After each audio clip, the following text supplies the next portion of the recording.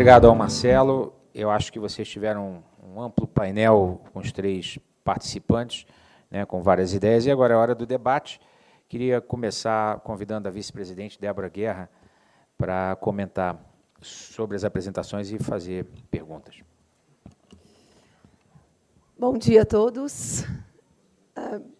Acho que é um painel, no mínimo, bastante intrigante. Eu, pelo menos, saio daqui com vários pontos de interrogação e vamos conversando aí para a gente poder tentar aí ver como que a gente consegue crescer nesse mercado tão difícil. Então, parabéns para vocês pelas apresentações. E eu queria colocar primeiro para o Romário, depois para a Laila e para o Marcelo. Bom, Romário, eu tenho algumas dúvidas com relação a essa questão que a gente coloca dos números.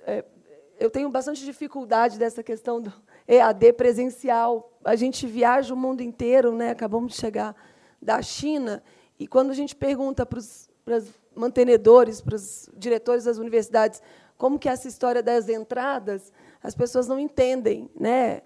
Na minha cabeça, é mais uma autorização, um proforme.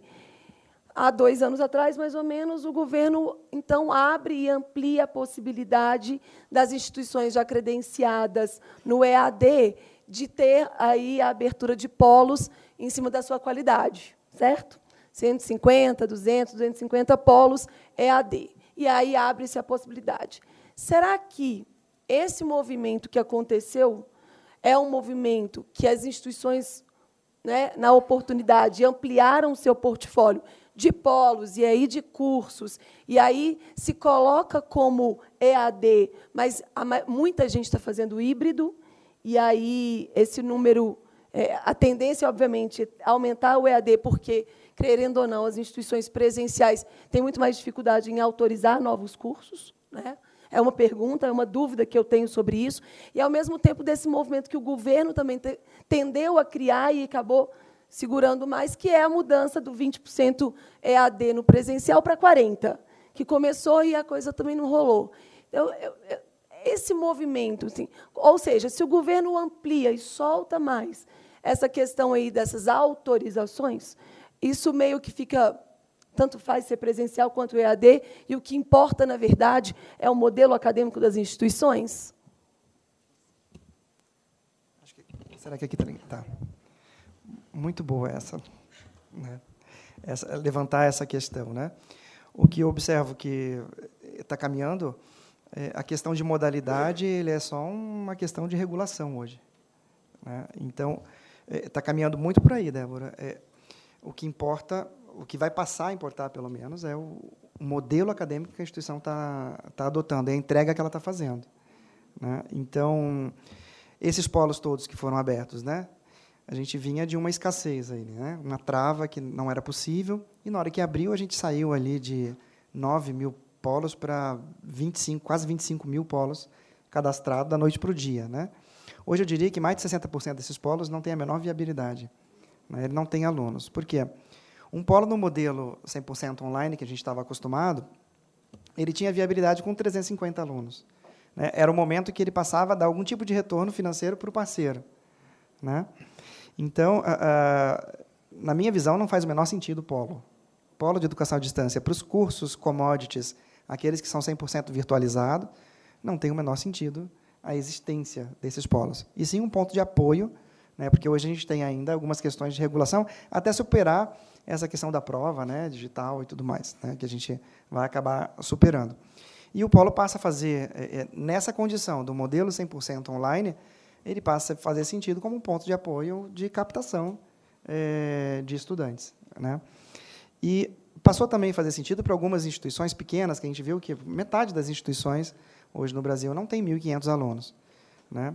E aquela máxima que nós tínhamos, que um empreendimento educacional ele alcança o ponto de equilíbrio no presencial lá com seus 1.300, né? É o momento que ele começa a dar retorno financeiro para quem investiu. Eu vejo esse movimento hoje, quem não tem autonomia universitária, e eu digo do centro universitário, né, com credenciamentos de EAD, você está completamente travado, né? Eu acho que esse é a maior ameaça que existe aos empreendimentos educacionais. porque isso tira a velocidade das instituições, né? Então, que movimento eu estou vendo também, Débora?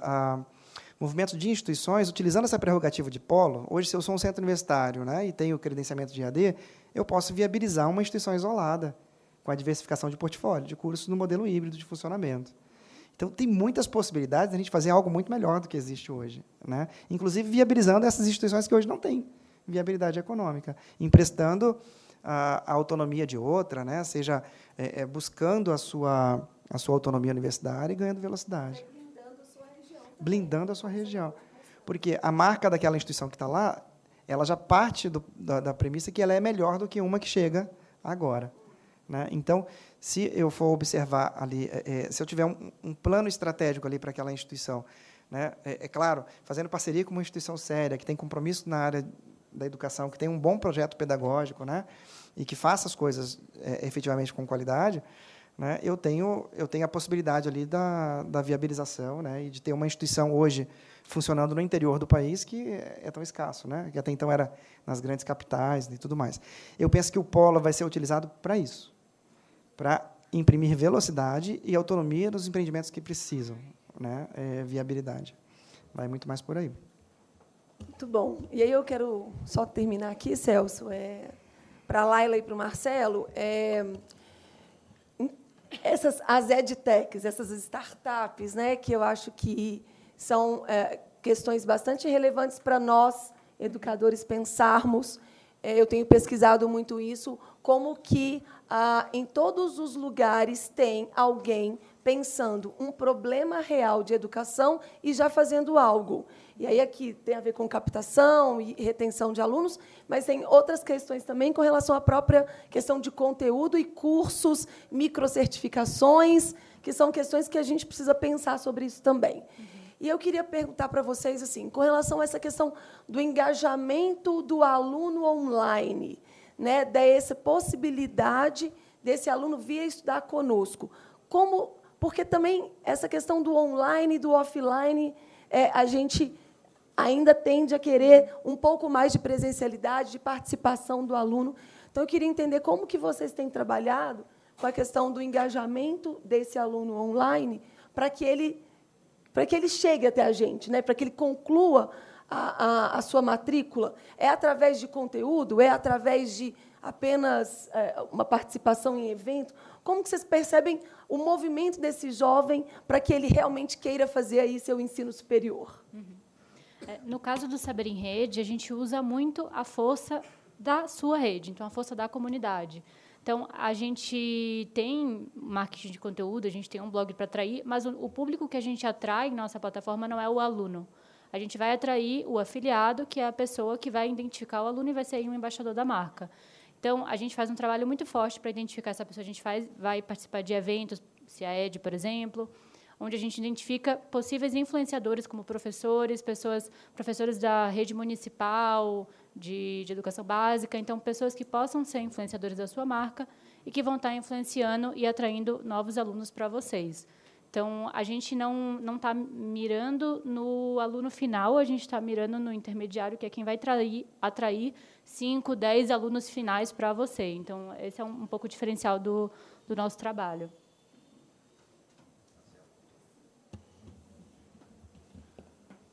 Primeiro, parabenizar a Laila. É tão gostoso de ver a startup crescendo. Eu vi a fotinha lá com o número de funcionários, pode ter certeza que daqui a pouco o seu time vai estar dobrado, triplicado.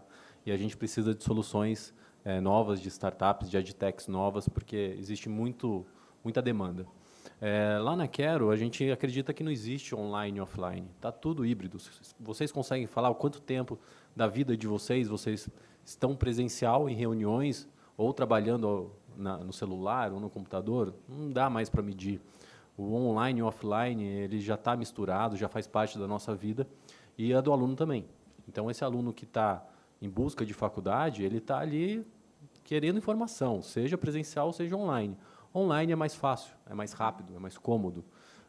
Então, lá no comecinho, quando a gente tinha ali 2015, 2016, tínhamos pouco brand awareness, as pessoas conheciam pouco o que era o Bolsa, eles olhavam com muita desconfiança a oportunidade de preço que nós oferecíamos. Então, a gente sentia que o aluno pesquisava, entrava no site, entrava 10, 20 vezes durante a pesquisa dele lá de captação, mas ele tinha que falar com alguém. Então, ele ligava no 0800, sentia que ali era uma empresa de verdade, e aí ele ficava tranquilo. A gente mandava um monte de matérias que saíamos em Globo e em jornais para dar credibilidade, porque o aluno lá atrás ele não estava acostumado com marketplace de educação. Então, ele achava que era fraude de internet, era pegadinha. Falou, como assim? Vou pagar por um site que não é a instituição de ensino e eu vou ter 50% de desconto?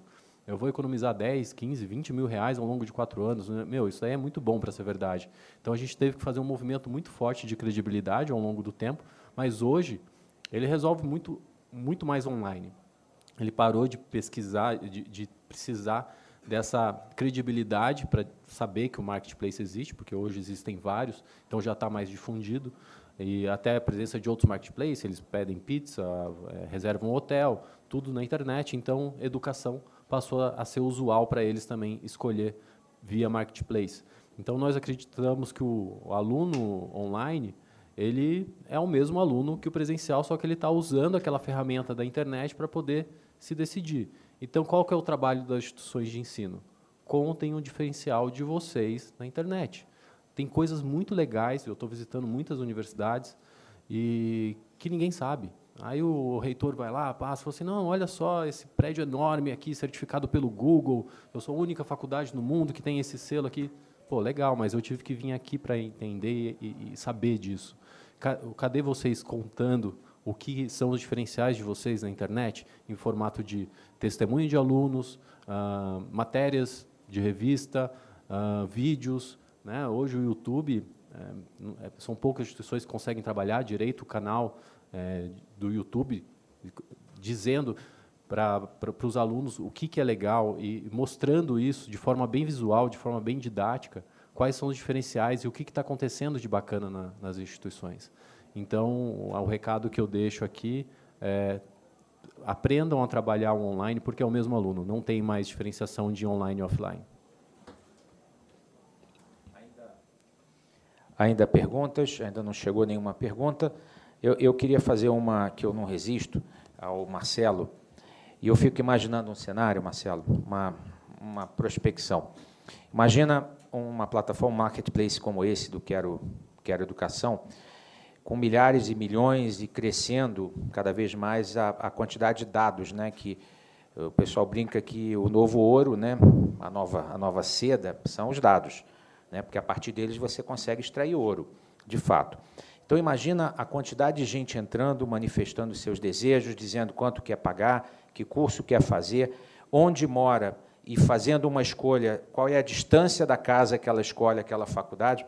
Eu fico pensando, será que já não tem um modelo preditivo que diga exatamente onde está faltando uma faculdade oferecendo o quê e a que preço? Em última análise, quer dizer, será que, em vez de pegar o que existe e colocá-lo onde, será que daqui a pouco não vai surgir um modelo prescritivo e diga o seguinte, olha, naquele município ali tem espaço para esses 3 cursos, cobrando até R$500. Isso já existe, vocês já estão trabalhando com isso? Isso é muito poderoso, certamente. Perfeito, muito boa pergunta. Sim, nós temos inteligência de mercado, nós temos muito dado dos estudantes e, às vezes, eles fazem a pesquisa de um curso que não tem naquela determinada cidade. E a gente usa esses dados para alertar as instituições e orientar sempre que procurado. Tá? Então, deixo aqui à disposição de vocês a nossa área de inteligência de mercado para dizer aonde está a curva de demanda de determinado curso, em determinada região, qual que é o valor para eu cobrar nesse curso, como é que está a elasticidade de preço para esse curso em determinada região, para auxiliar vocês na tomada de decisão. Realmente, a Big Data serve para a gente utilizar, não adianta eu ficar com um monte de dado lá parado. E hoje eu estou com muito dado e tenho poucas instituições consumindo esses dados. A maioria das instituições parceiras elas estão preocupadas com captação ali, querem resolver o urgente, mas deixam de resolver o importante. O importante é trabalhar com estratégia. Quero então aproveitar e dizer, Marcelo, dentro da linha da parceria que a BMS está estabelecendo com a Quero Educação, talvez a gente possa promover alguns seminários, algumas publicações dando exatamente essa informação para o mercado, né? Quais são as áreas de mais crescimento, em onde está crescendo, qual é a capacidade. Eu acho que a gente pode, como a BMS, também colaborar para disseminar mais essas informações que você está acumulando de forma tão inteligente com a sua plataforma, né? Ainda na audiência, quer dizer, temos tempo, temos ainda 20 minutos. Alguém gostaria de fazer alguma consideração? Quem quiser levantar e declamar um poema também pode. A hora é essa, temos tempo. Bom, chegou uma primeira pergunta aqui. É da Francisca Picanso, do IEPSE de Brasília. Ela pergunta ao Romário: avaliação da regulação da educação superior no Brasil. Vantagens e desvantagens para as novas instituições, que é o caso do IEPSE, que está em processo de credenciamento. Qual o futuro e o modelo e a orientação para essas instituições? Eu creio que a dúvida dela é com relação ao marco regulatório atual, né, e as perspectivas para as novas instituições como a dela. Acho que tá. Bom, a gente pode observar que, apesar de todos os problemas que nós temos de restrição de mercado, a quantidade de instituições continua crescendo, né? Foram novas instituições credenciadas. Eu hoje já começaria um empreendimento destravando todo o processo de regulação. No caso de uma instituição nova, não consegue autonomia, né, de um centro universitário, autonomia de portfólio, né? Mas a questão da autorização para o EAD eu vejo como fundamental, como uma das premissas, além da autonomia universitária. Então, a autonomia universitária nós poderíamos buscar em diversas instituições, né, que existem pelo país. Você pode emprestar isso para acelerar o processo de crescimento. É claro que isso tem um custo, né? Fazer próprio ou em parceria. Então, eu procuraria um caminho assim, além de que hoje a vertente está muito forte de instituições se organizando, né, buscando a redução do seu back-office, né, dos seus gastos, especialmente administrativos, né, que a gente sabe que existe uma estrutura mínima para uma instituição pequena funcionar, né. Hoje, se eu gasto lá 15%, 18% com folha administrativa, uma pequena, é muito fácil chegar a 30%, 35%. Né. Então, a gente tem que buscar alternativas também dessas viabilizações. E eu vejo que é a aproximação entre instituições. Pode ser o caminho, né? Já tem várias iniciativas no país acontecendo, já tem vários grupos de instituições, instituições isoladas, né, se aproximando e criando coisas muito bacanas, né? Inclusive, soluções de conteúdo de EAD, né? Quando você vai negociar com um fornecedor, se você está sozinho ou se você está em 10 instituições, né, muda bastante aí essa relação, né? Até mesmo, por exemplo, um grupo A, né, que tem soluções de quase todos os cursos na educação à distância. Uma coisa é eu chegar sozinho com ele, uma instituição que está começando, outra coisa é eu chegar com 10 para negociar, né, a utilização da plataforma, conteúdo e tudo mais. É claro que eu vou conseguir soluções muito mais baratas, né? Então, eu acho que é por aí, para as novas instituições aí, começando. EAD, utilizar o híbrido e buscar parceria com instituições com autonomia. Então, eu queria, Romário, agradecendo a resposta, exatamente emendar uma pergunta do Wesley, da Uniceplac. Ele diz o seguinte: principalmente na EAD, mas não somente na EAD, temos visto preços predatórios. Como é que seria o comportamento no caso do híbrido? O híbrido está mais protegido da prática predatória? Uhum. Ele pergunta para o Romário, e se o Marcelo quiser falar também. Tá. Bom, o que eu observo? Né? O híbrido chegou para competir com o presencial e não com o portfólio de educação à distância. Não adianta abrir curso de administração híbrida, gente. Não funciona. Não adianta abrir pedagogia. Pedagogia ainda tem uma fatia ainda do consumidor que prefere mais presencialidade, né? O híbrido ele chega para competir com o curso presencial, né? Então, são cursos que, tradicionalmente, não são ofertados na modalidade EAD. Né? E preço, ele está mais protegido, porque ele tem um ticket médio maior. Então, se eu for colocar hoje os cursos híbridos juntos com o EAD, eu vou observar um crescimento de ticket, não uma queda. E já nos cursos que já são ofertados no EAD, eu observo retração, né? Então, a tendência, pela regulação, é a ampliação do ticket médio da modalidade EAD, se eu for considerar os cursos híbridos de funcionamento. Por quê? Eu tenho cursos ali de engenharia custando R$500, né? R$600. Eu tenho cursos que eu encontro de até R$700, R$800 no híbrido, na área da saúde, bem resolvidos e captando muito bem, né, alunos. Por falar nisso, instituições que estão vivenciando o híbrido e o presencial simultâneo, eu já tenho diversos cases que o híbrido já é maior, que é a modalidade presencial no campus sede. Né? Então, se eu tenho lá biomedicina, educação física, fisioterapia, em ambas modalidades, elas já são maiores para as instituições que já começaram há mais de 2 anos. Né? Então, eu vejo que o híbrido ele vem a crescer o ticket médio do EAD, se ele vai ser regulado pelo EAD. Né? Bom, lá nós na Quero, nós vimos que, em pesquisa com os alunos, que eles veem com muito bons olhos o curso híbrido, e eu acredito que seja a grande aposta aí para os próximos anos. Porque o híbrido ele segura ticket, ele não é tão mais baixo do que o EAD, mas ele também tem ali um contato com a academia. Né? Então, o aluno ele busca esse contato, ele busca a presencialidade. Os alunos eles gostam também de ter essa interação social. Então, o aluno ele tem no híbrido ele pode estudar a hora que quiser, então tem uma certa autonomia, tem a facilidade de estudar online, mas ele também tem a presencialidade. Então, ele está disposto a pagar um pouco mais para ele ter esse contato na academia. Então, a gente acredita que o híbrido é uma modalidade que ganha força, apesar de não ser especificamente regulada pelo MEC, ele entra como EAD. A gente acha que ele rapidamente vai ter aí uma atenção especial para os próximos anos. Nós, lá da Quero, nós não diferenciávamos o curso híbrido, semipresencial, alguns chamam de flex, tem várias nomenclaturas para esse tipo de curso, mas antes o aluno que entrava no site da Quero, ele encontrava o híbrido só quando ele fazia a pesquisa por EAD. E nesse semestre a gente está diferenciando, ele pode buscar por presencial, EAD ou híbrido. Então é uma grande aposta aí que nós estamos fazendo junto com o mercado. Obrigado. Eu queria passar ao Eduardo Soares para fazer uma pergunta. Só quebrando o protocolo, presidente, eu vou me permitir fazer por microfone, não escrito. Para a Laila e para o Marcelo, no modelo que vocês adotam, né, de parceria ou contrato com as IES, né, com os seus clientes, qual o formato que vocês entendem ser mais eficiente? Entregar o lead para que ela trabalhe a régua de conversão, ou vocês já trabalham o aluno matriculado?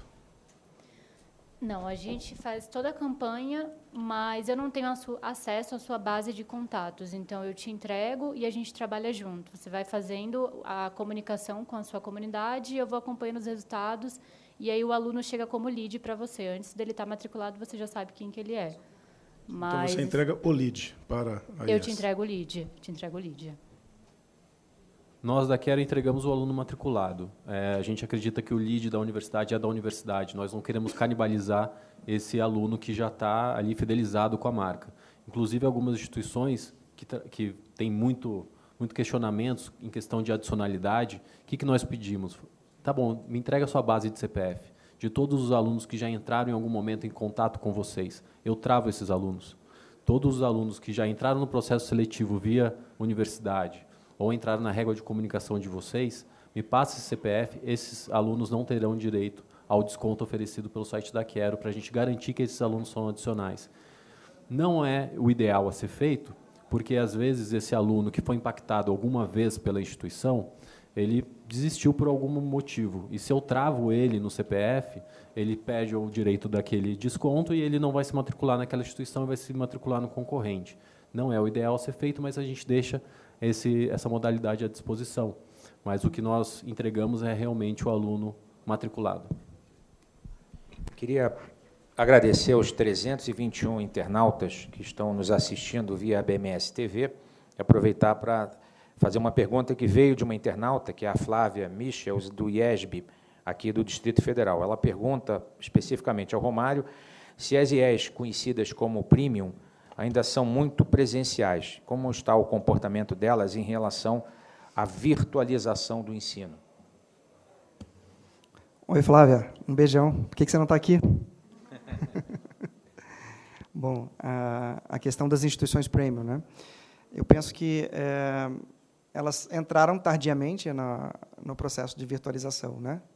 Mas agora eu vejo que todas já estão atentas a isso, né? E iniciaram. E como entrante tardio, a gente observa que quem começa a fazer a virtualização e começa a seguir essa trilha, demora em torno de 3 anos a aprender a fazer, né? Então, a gente tem uma curva de aprendizado. A gente pode observar que, no ganho de share, das instituições que a gente observou, elas credenciam, ficam 3 anos patinando, e só então elas conseguem êxito e alcançar aqueles 50%, 60% de participação regional.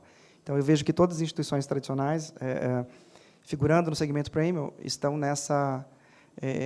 nesse momento. E um pouco mais lenta que as instituições com fins de lucro, né, que normalmente essas são instituições confessionais, né, são instituições que têm uma estrutura de poder que deixam as coisas mais lentas, né? É muito mais participativo, né? Então, não tem um representante ali que tome as decisões. Então, e a gente sabe que a modalidade de virtualização é encarada, dentro do meio acadêmico, ainda é encarado como uma grande ameaça, né, à categoria docente, né? Então, elas encontram muitas barreiras para superar aí no ambiente do EAD, de virtualização. Todas estão credenciadas, mas poucas conseguem ainda, né, ganhos expressivos. E também, nos cursos commodities, elas entram com a pretensão em praticar um ticket médio lá 200%, 300% acima da concorrência, e a gente sabe que isso não funciona.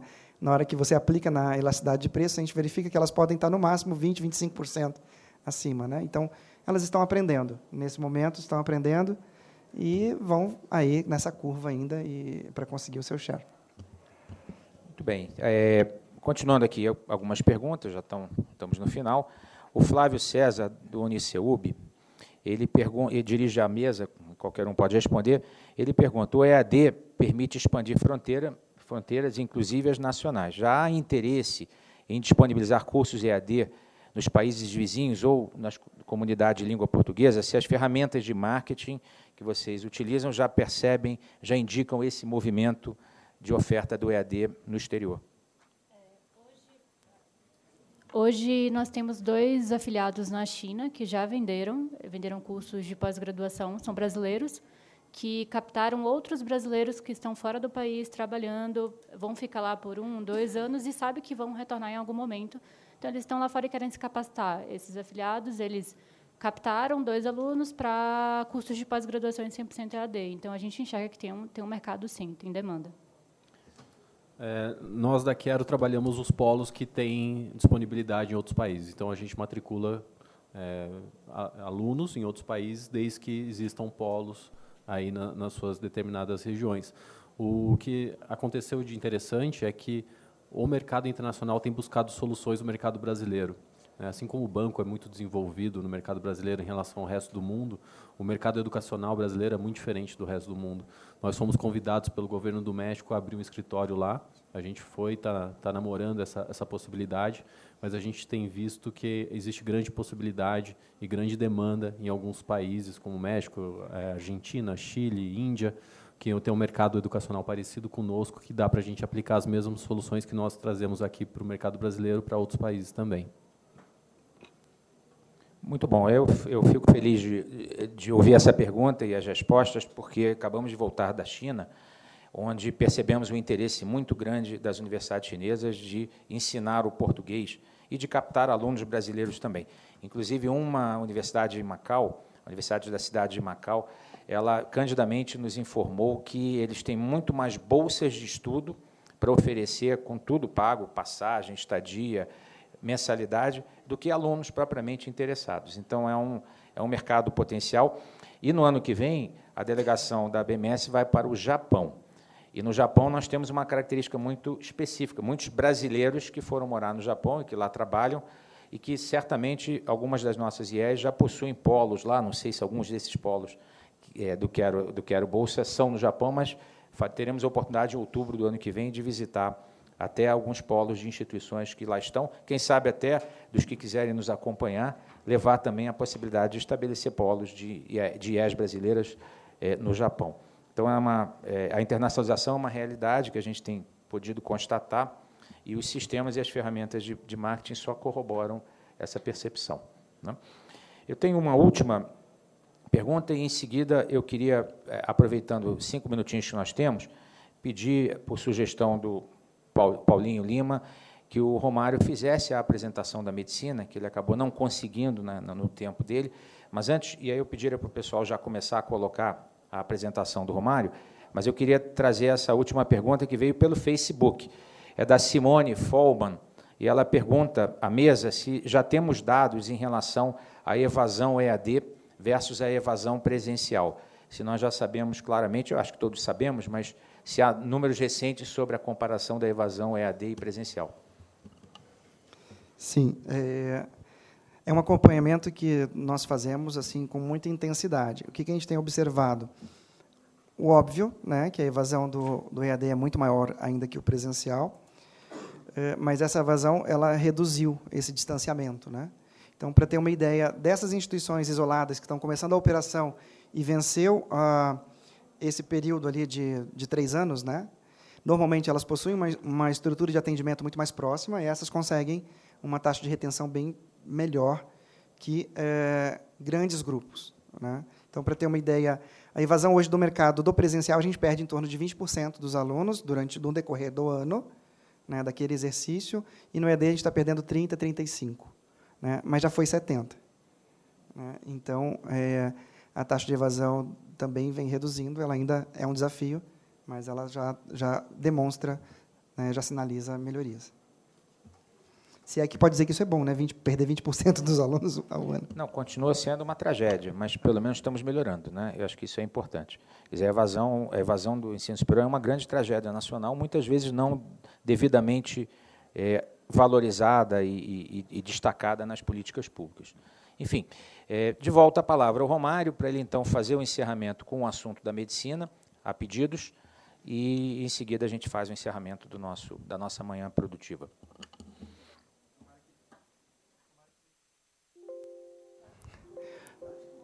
Pior que não está. Será que a gente consegue colocar o material lá? Não trouxe aqui. Deixa eu ver. Tá.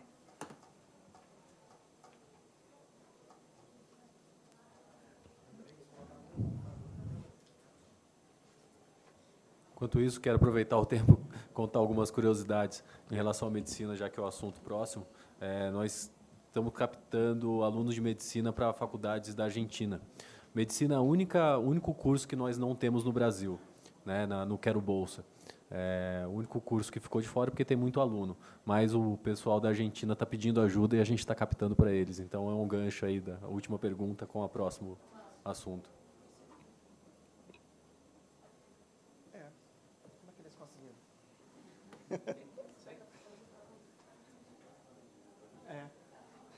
É esse mesmo. Bom, como que é o comportamento, então, no curso de medicina, né? A gente pode observar ali o crescimento de volume de estudantes. Né? De 2013, aqui nós tínhamos 68 mil alunos matriculados no curso, fomos a 73, e hoje não, né? Em 2019 nós estamos com 109 mil alunos, né, matriculados, ou seja, o curso vem crescendo, né, a quantidade de alunos atendidos.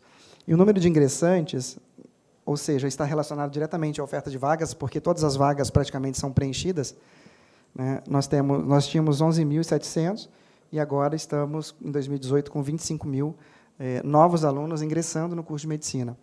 Muitas instituições que foram beneficiadas com o programa lá de Mais Médicos, né, que conseguiram um curso via licitação, né, aquele processo todo, nesse momento, elas conseguiram, em 2018, ampliar, a grande maioria ampliou a quantidade de vagas. Né? Então, aquelas que tinham conseguido 50 vagas, né, foram a 100, 120, 150, muitas instituições se beneficiaram disso. Mas não é essa provocação até que eu gostaria de fazer. A impressão que dá é que está tudo parado, né? Mas quando a gente observa que, em 2013, nós tínhamos 118 cursos disponíveis atuando em medicina, em 2018, a gente observa 191. Né? Então, vem ampliando a oferta do curso de medicina. Né? Consequentemente, ainda há muita ausência, a demanda é muito maior do que a procura. E o que a gente pode observar? Os preços, em 2016, um curso de medicina custava em torno de R$ 5.900, R$ 6.000, né, ao mês, a mensalidade. Já registrou uma taxa de crescimento aí de 8% com o ano anterior, cresceu mais 10% O preço de medicina, ele foi a 6.000 e alguma coisa. 2018, ele foi a 7.124, em média. É claro que a gente tem cursos ali com R$ 15.000 já de mensalidade, né? Então, ele cresceu 8%, enquanto que a inflação, né, 4,3%, em 2017, 3%. Então, é o curso que está reajustando a mensalidade muito acima, e por isso que todo mundo quer, né? Mas o que a gente pode observar? A relação candidato-vaga. Em 2006, nós tínhamos 22 candidatos por vaga, né? Foi a 21, 23. Aqui, paralisou-se o processo de autorização de novos cursos, e olha o que aconteceu com o mercado, né? A procura foi muito maior, e é por isso que hoje a gente tem quase 40.000 estudantes no Paraguai fazendo medicina, porque não podiam entrar no Brasil. Nós fizemos uma pesquisa recente com alunos do Paraguai, foi convidado para uma palestra para estudantes paraguaios que estão no Paraguai, brasileiros, cursando medicina, né? Fizemos uma pesquisa quantitativa, e é um público que, economicamente, tem condições de pagar até R$ 3.000 de mensalidade no curso de medicina. Então, a gente fez lá o perfil socioeconômico e chegamos a essa conclusão. Então, eles estão lá não só pela ausência de vagas, mas por limitação financeira. E aí a pergunta que a gente faz, a gente consegue fazer um curso de medicina por R$ 3.000? Né? O que eu observo nas instituições que eu atendo? A gente rasga dinheiro no curso de medicina, porque é fácil passar a conta para o consumidor. Eu tenho mais procura do que oferta, né? Então, o desperdício é imenso nos cursos de medicina, né? Eu tenho situações de médicos que vão dar aula lá no Acre, que cobram R$ 45.000 para se deslocar de São Paulo, né, para dar 3 dias, 4 dias de aula no Acre, né? Então, isso tem inflado bastante os custos da instituição, além que não temos uma gestão eficiente nesses cursos, né? A gente desperdiça bastante porque facilmente a gente repassa para o consumidor.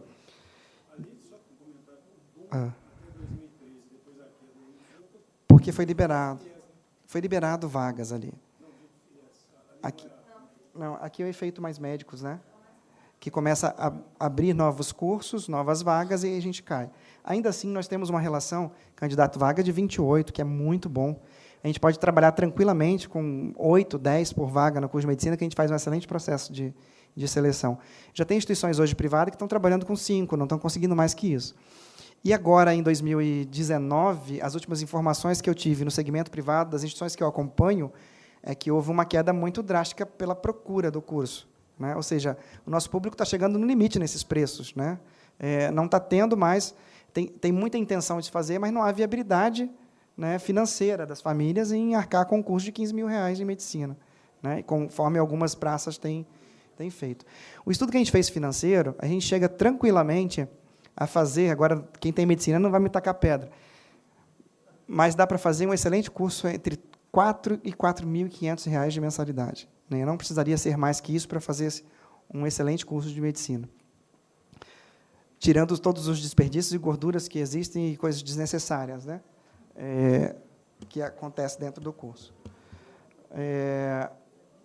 Bom, é isso que tem outras informações sobre o curso de medicina, mas ele vem ampliando aí a oferta, né, de uma forma bem oculta, né, a gente não percebe, mas está aumentando. E, hoje, 100% das instituições que eu atuo desejam o curso de medicina e estão esperando uma brecha para entrar com pedido, né, que o formulário não está aberto e tudo mais. O fato é que a gente pode aumentar em 45%, ali, nós podemos ampliar a oferta de medicina em 45%, sem afetar em nada a qualidade do ingressante, né, desse curso, mesmo com os 28 ali, caindo essa taxa essa relação candidato-vaga sem muito prejuízo. E sabendo que os nossos estudantes estão indo para outros países, né, fazendo o curso, que, para mim, não faz o menor sentido, nós poderíamos atender. Só num país vizinho, 40.000 alunos, né, matriculados. Então, isso é uma coisa para a gente pensar, assim, amadurecer e vamos viabilizar a medicina para os brasileiros, né? Que os conselhos de saúde nos ouçam, né? Amém, amém. Oremos, pois. Oremos, pois. Muito bom. Obrigado, então, pela presença de todos, aos que nos assistem também pela BMS TV. Acho que foi uma manhã realmente muito produtiva, para fazer pensar, né? Acho que ninguém vai sair daqui confortável, mas a ideia é essa. Quer dizer, os eventos da BMS são para que a gente possa trazer informação relevante e ajudar no processo de decisão das IES. Obrigado a todos. Eu queria agradecer ao Romário, mais uma vez, o Romário da VEL, a Laura Martins, ao Marcelo Lima, do Quero Educação, e à minha querida vice-presidente Débora, que sempre dá um brilho, uma presença feminina e inteligente ao evento. Obrigada pelas considerações e agradeço a todos. Boa tarde e até o próximo encontro. Obrigado.